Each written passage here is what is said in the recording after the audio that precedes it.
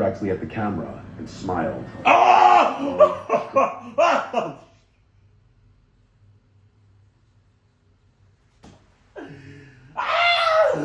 Okay.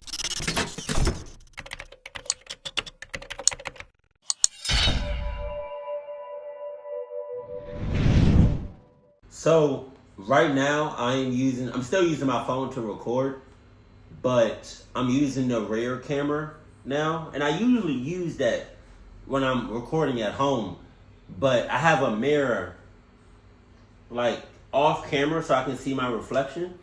And so I can kind of see my reflection because I'm using the reflection off this refrigerator right here, but it's not that good. So hopefully it stays on and nothing, like, the camera just stays on. But other than that, that's why I'm looking like that, because I'm looking at the reflection instead of like at the, yeah. But other than that, let's go! Sup, go! What's the title of this? Three disturbing true stories when police couldn't help. I bet you there's a lot of those. Let's go. Sup, dope. Alright. You got your snacks, cuddle buddy, and your Adidas. Check. I got this made. This happened in the fall of 2021 when I was living alone in a rented townhouse in southern Illinois. Okay. It was my first time ever living by myself, and even though I was technically an adult, 27, with a full-time job and a stable routine, I still had a lot of nerves about the idea. I'd just gone through a rough breakup, and I thought the silence and solitude might help me process everything.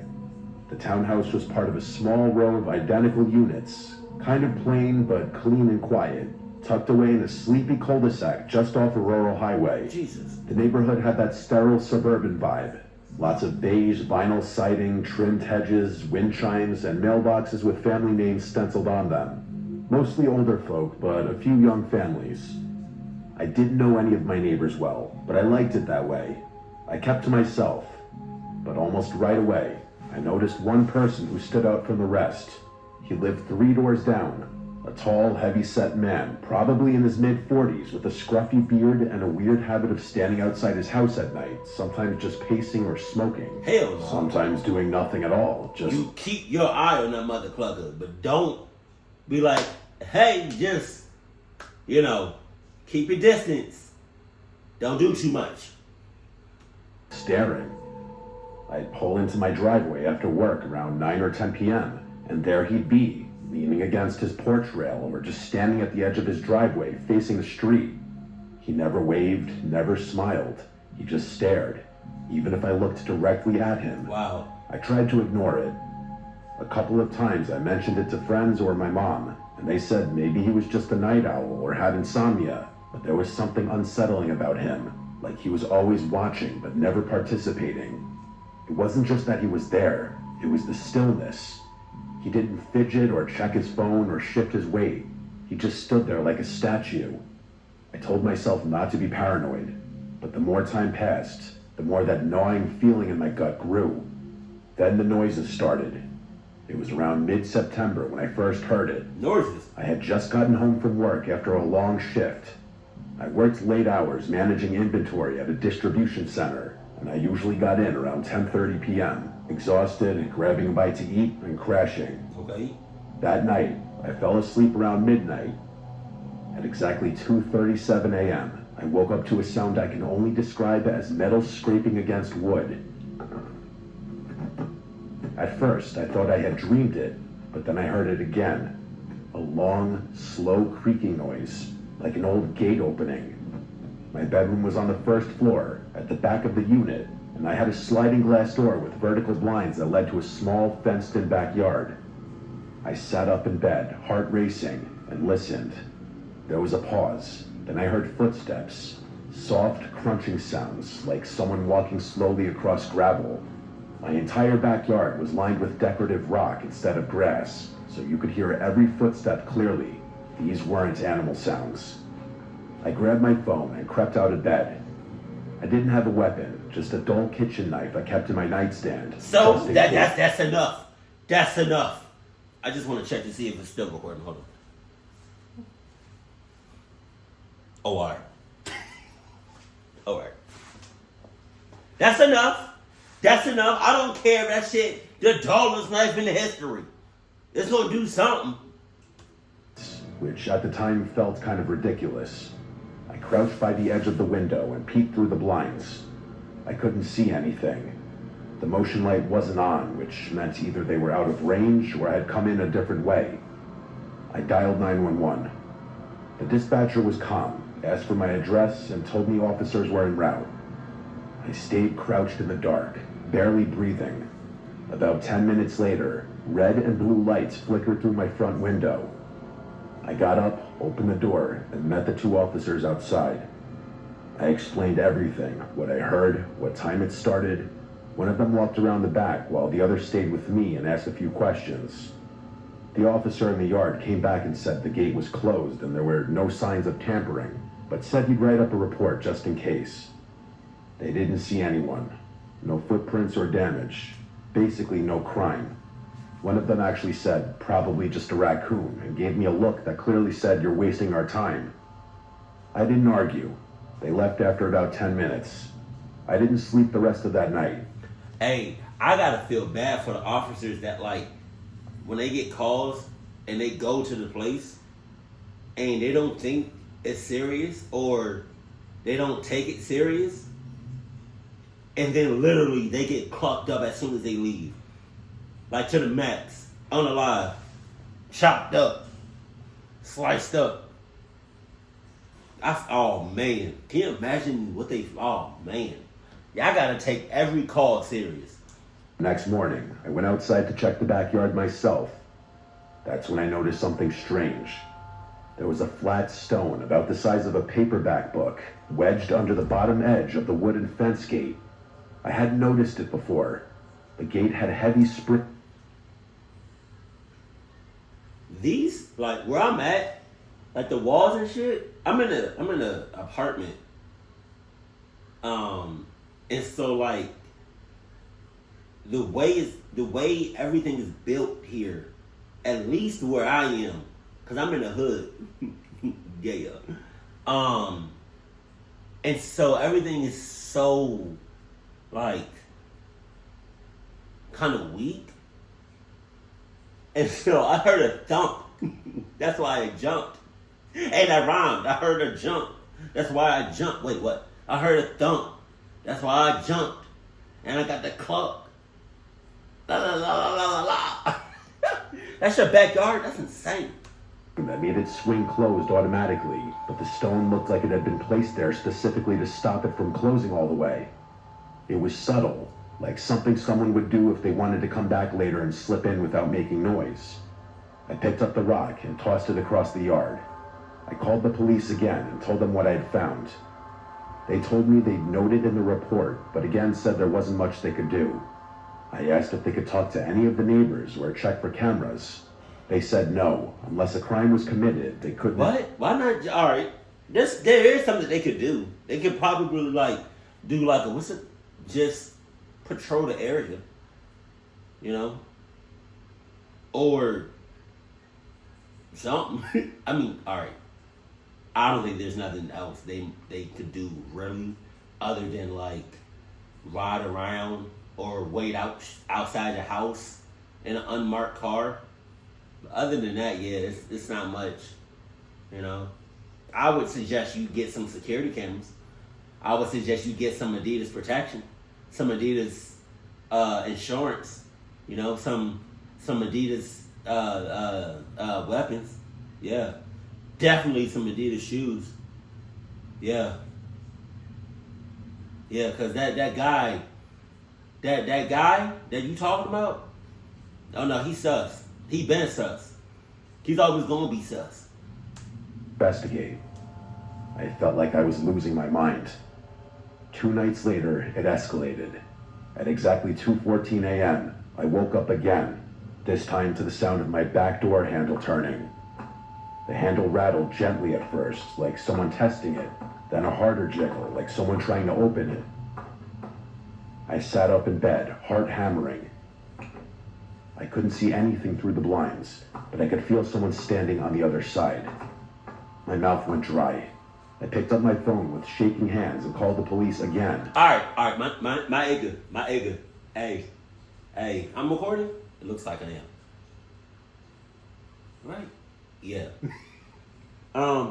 Stop calling the police, because you about to make me mad, to be honest with you. If your mouth is dry, go ahead and get some Fiji water, get you right. Stop calling the police. I'm not gonna lie, I probably would have stopped calling the police and just took matters in my own hands. After the first or two times of calling the police, they're not gonna do nothing. I bet I'm gonna do something, and I better not face no repercussions. To be honest with you, just saying, it's time to take matters in your own hands. On some Home Alone type of shit, them type of traps. While I waited, I crouched in the hallway, out of view. I didn't have a gun or dog, just that stupid kitchen knife. My motion light clicked on, and through a tiny gap in the blinds, I saw a shadow move across the window. Oh, was that who? It was a man. Oh. He didn't run or try to hide. Is that real? He just stood there. Ah. The same two officers showed up again. This time, they actually found footprints in the gravel, big ones, heading right up to the door.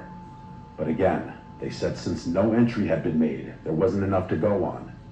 They promised to patrol the area more often and told me to keep my doors locked. What shadow was that? The next day, I installed a camera. It was one of those mid-range Wi-Fi security cameras. The next day? Y'all must make me curse. Hold on now. I set one up above the back door and another above the front porch. That night, I didn't go to bed. I sat in the living room with the lights off, watching the live feed on my phone. 2:14 a.m. came and went. Nothing happened. Then at 2:20... 2:20. You know what I'm about to say? What if something happened at 2:17? Because you know that new movie that's about to come out? Weapons? At 2:17 in the morning. Man. 3, the back camera triggered. A man stepped into frame. He walked in through the gate like he knew exactly how to move to avoid the motion sensor until the last second. You got it? He was tall and broad, wearing a black hoodie with the hood up, jeans and gloves. I want to see this. He walked up to the door, looked up directly at the camera, and smiled. Oh!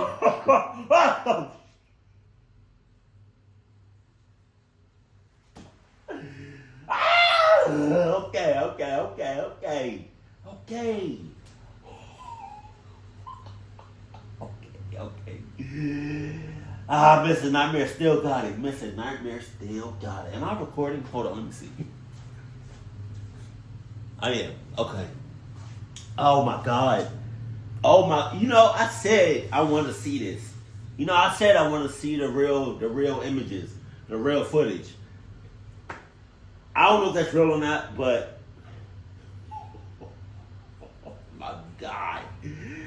That is so creepy. Out grin.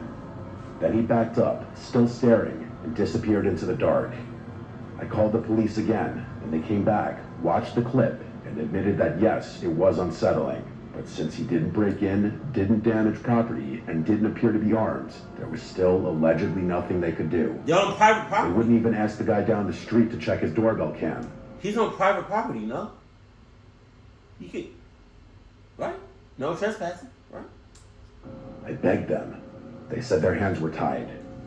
That night, I packed a bag and slept at a hotel. That night? When I came back the next day, I found 4 muddy handprints on the glass door.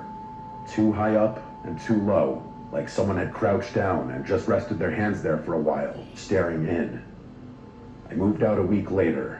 I broke my lease and forfeited my deposit. I didn't care. I couldn't stay there another night. The final straw was the note I found wedged in my mailbox the day I left. It was handwritten in small cramped letters on lined notebook paper. It said, "The cops leave, but I don't." I filed one last report. The officer I spoke to that time looked genuinely disturbed by the note. He promised they'd do a wellness check on the neighborhood, but it was too late. I never went back. About a month later, I got a message on Facebook from a girl named Kayla. She said she was the new tenant who had moved into the unit after me. Oh, girl. Her message said, "Hi, sorry to bother you. I think you used to live here. Did you ever have someone in a black hoodie hanging around the backyard? I keep hearing footsteps at night, and last night, someone knocked on the glass door around 2 a.m. and just stood there.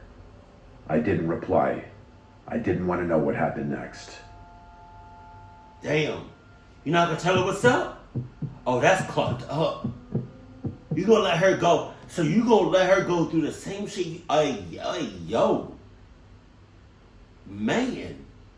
You could have told her at least, strap up.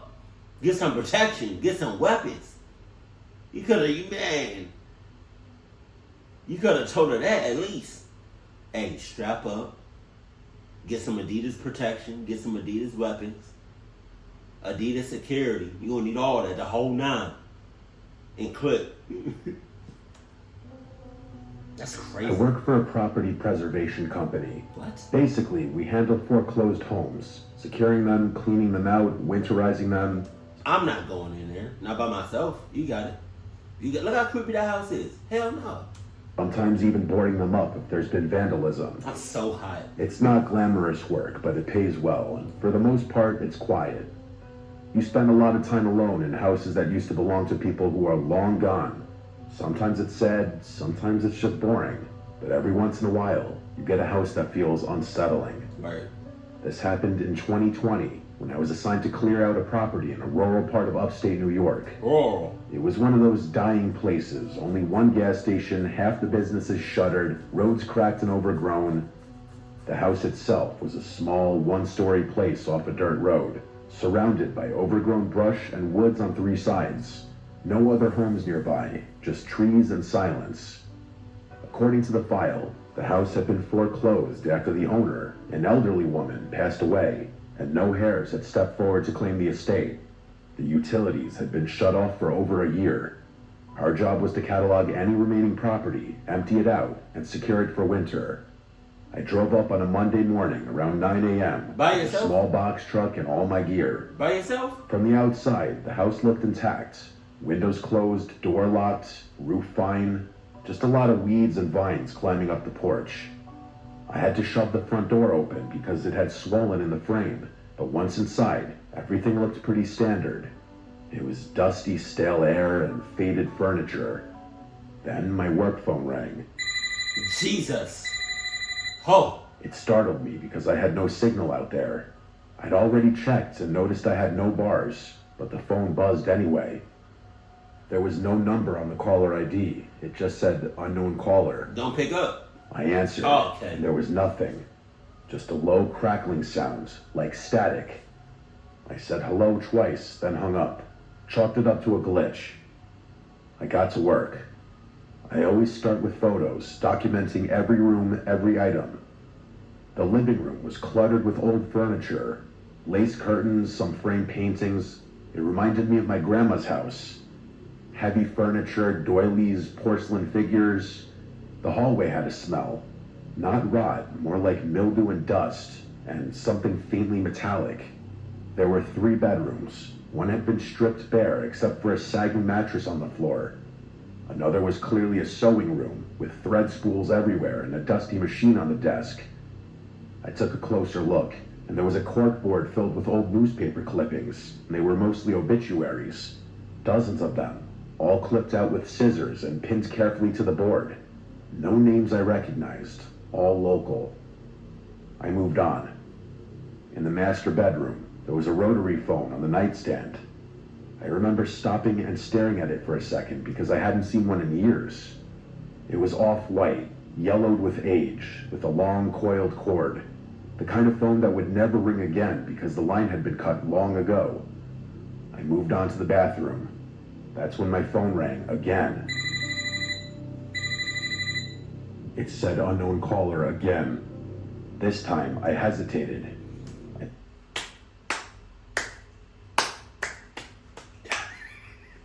Who picking up unknown? Who's picking up unknown caller IDs? I'm not. I promise you I'm not. I promise you keep calling all you want. You can keep calling all you want. I promise you, boo-boo. I'm not. I'm not picking up the shit. Am I recording? Hold on. Okay. Oh, When I tell you I'm hot as hell. Picked it up, stepped out into the hallway, and answered. Again, nothing. But this time, after about 5 seconds, I heard a whisper. Very soft, so quiet I could barely make it out. It said, "Don't answer the phone in the bedroom." Oh. Then the line went dead. I stood there, frozen, heart pounding. The house was dead silent. I checked the windows, all closed. Nobody was outside, and there was no sign of forced entry. You not gonna leave? My first thought was that someone had pranked me. It's what anyone would think. The hell of a prank. Maybe one of the other crew guys was messing with me. What? But no one else knew I was there that early. And again, I had no signal. I checked my phone. 1 bar, then nothing. Like it flickered in and out of existence. I tried calling my supervisor, but the call failed. I decided to finish the job quickly. I started boxing up loose items in the living room. Books, figurines, dusty glassware. But the whole time, I felt off. Like I was being watched. I kept... You think? You think? Shut the hell up. Shut up.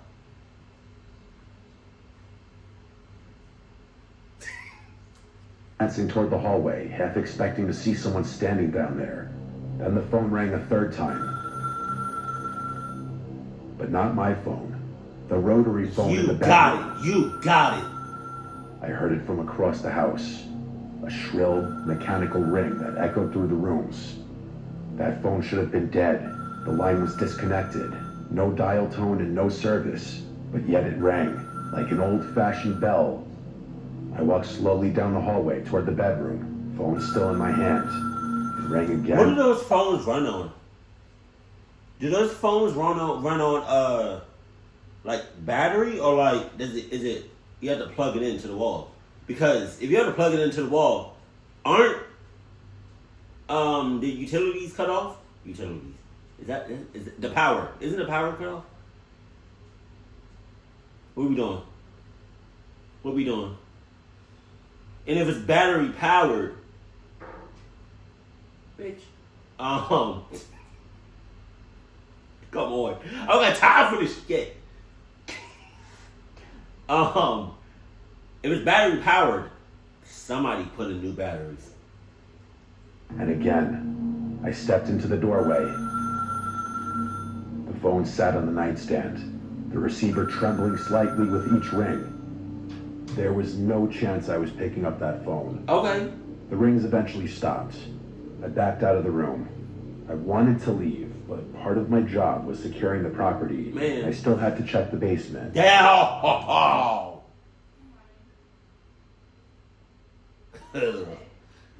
At some point, my brother, you just gotta give up. You gotta give up. Somebody called. First of all, you there by yourself. Second of all, the house creepy as shit. Right.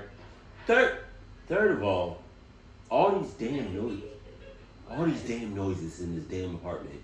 This shit is creeping me out. What I say? First of all, I'm hot. There's a lot going on. Okay, first of all, somebody called you out of the blue. You're not supposed to have no service. You there by yourself in a creepy ass house. The house is old as hell. Old, that's it. Old as hell. It's probably spirits, in there. I mean, like the red flags out the ass, man. Come on, bro. I said screw it, but something made me keep going. Maybe it was pride.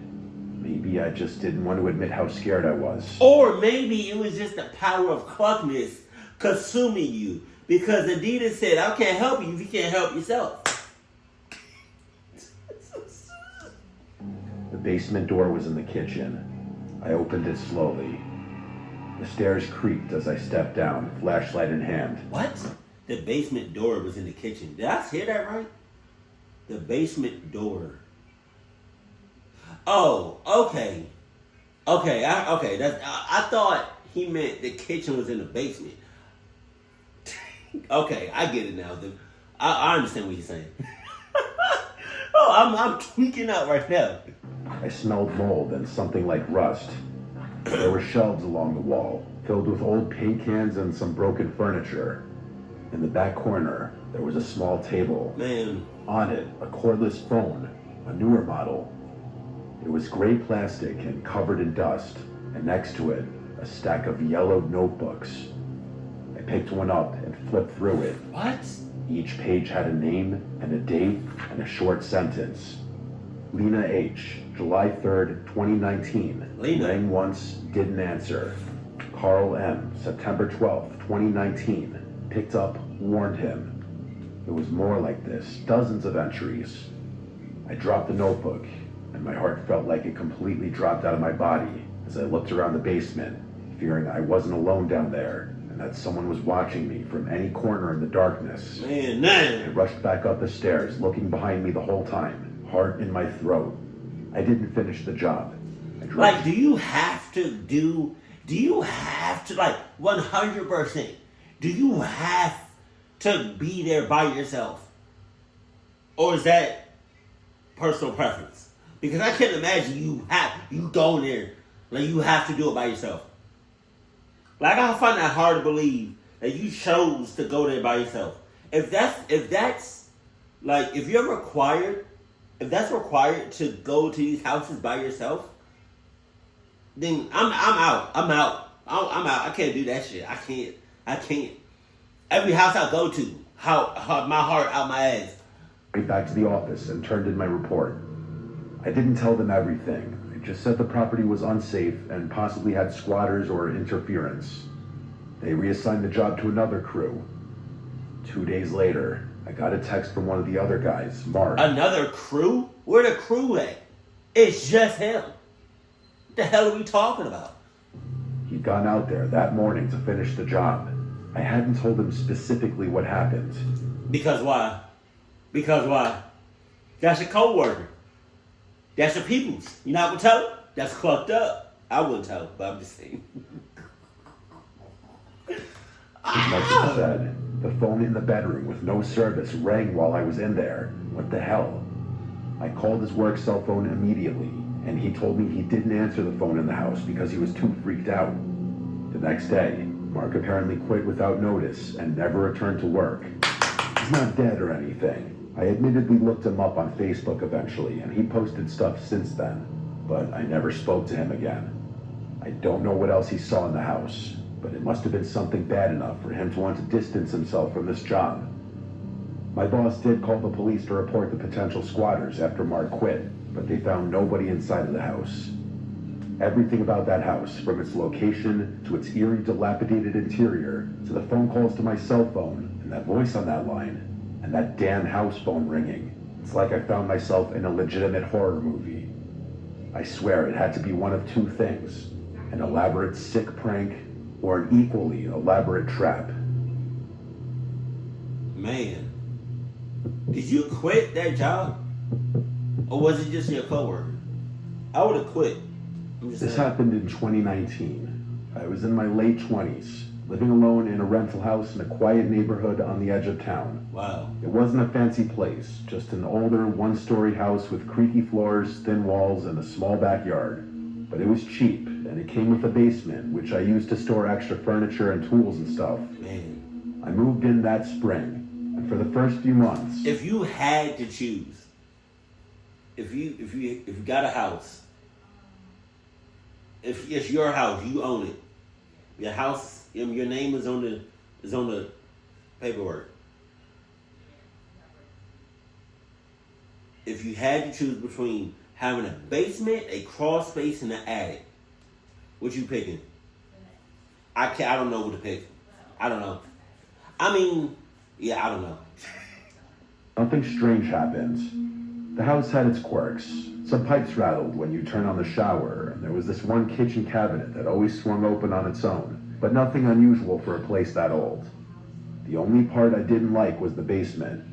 The door was in the hallway next to the bathroom. It was heavy and stuck a little when you opened it, and the light switch for the basement was actually halfway down the stairs, which meant you had to walk down a few steps in total darkness before you could reach it. The first time I went down there, I honestly felt weird. Not scared exactly, but uneasy. The single bulb didn't do much to light the corners, and the whole place smelled like old wood. But I didn't have any reason to be down there for long, so I stored my things, shut the door, and didn't think much of it. Man. That changed around late October. I had just gotten home from work. I'm a night shift security guard, so I usually get home around 3 a.m., and I was heading to the bathroom before bed when I heard something. It sounded like a faint knock. 3 soft taps. It came from behind the basement door. I froze in place. At first, I thought maybe I... Now, what you freezing for? You're a security guard. You good. You're a security guard. You good.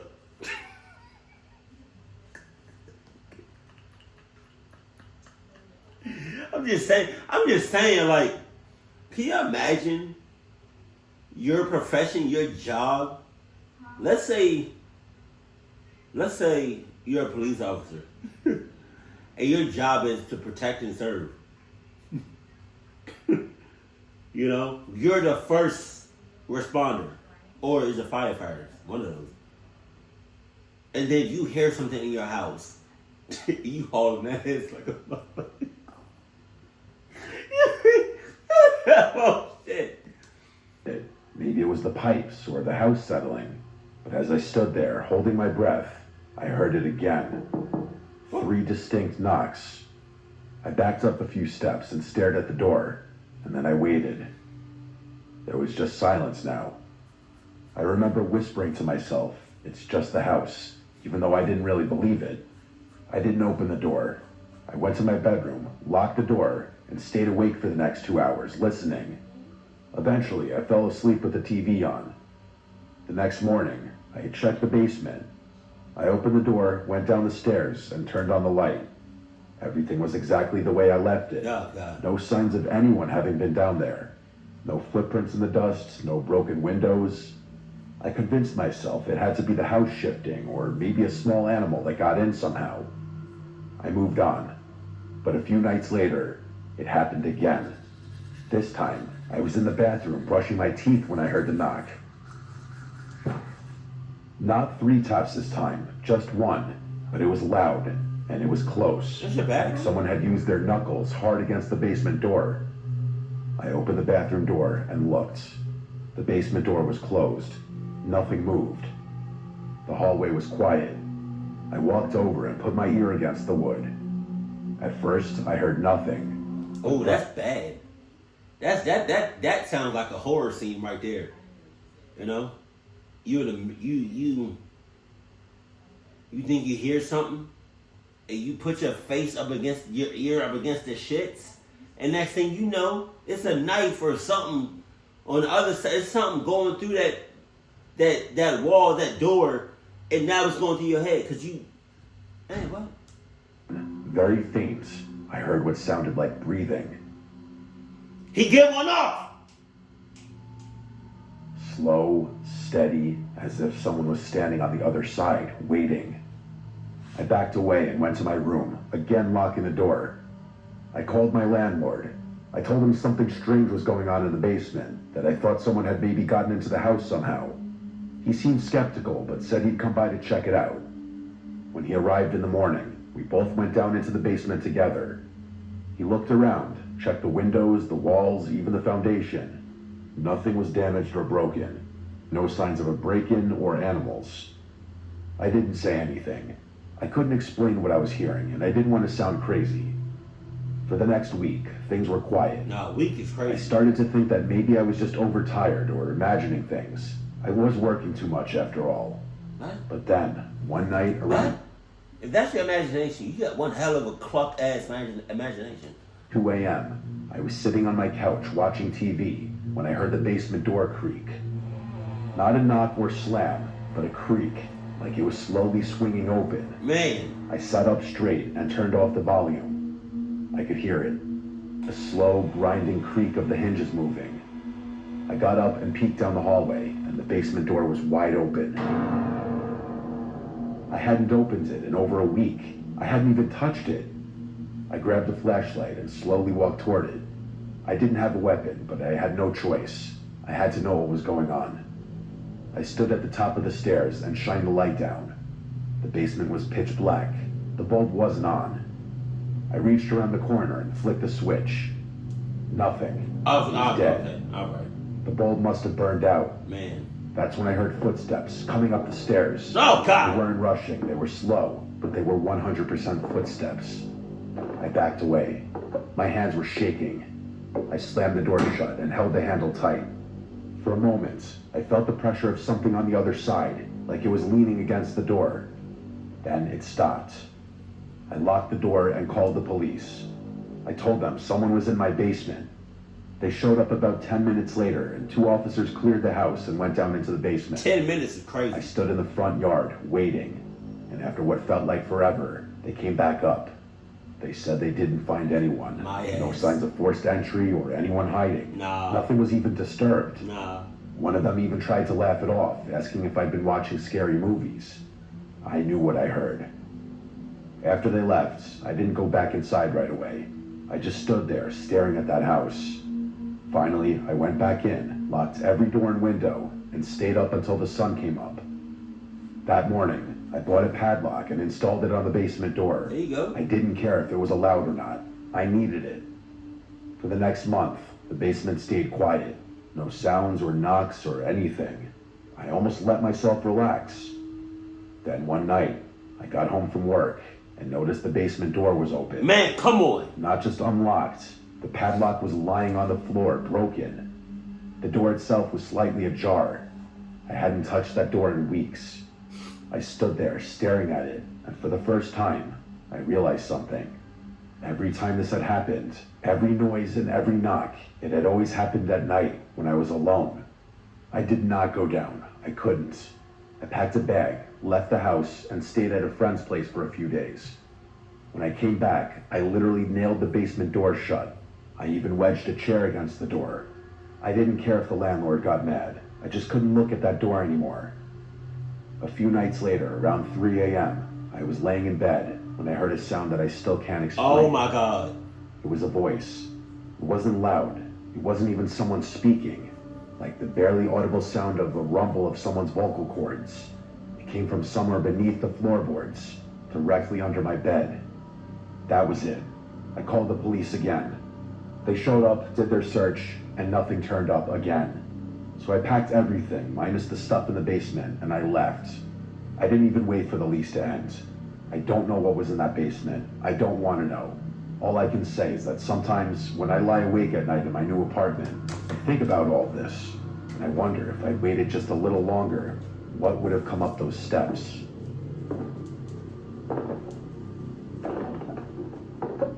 You got it. Baby, you took a while to leave that house, though. I'm not gonna hold you. Yeah. You took a little bit longer than I would have. And then at some point, if the police not gonna do anything, then you gotta put, like I said, you gotta put matters in your own hands. And you just gotta do what you gotta do. Tubbs, you okay, Tubbs? Which one is it? Which light is it? To the her. Yeah, man. But that last story, that might have been a spirit. I don't know. That could have been a number of things. I'm glad you good. I'm glad you safe. But also, get that Adidas protection. Keep it cool, keep it classy, and I love you. Stay happy. My family.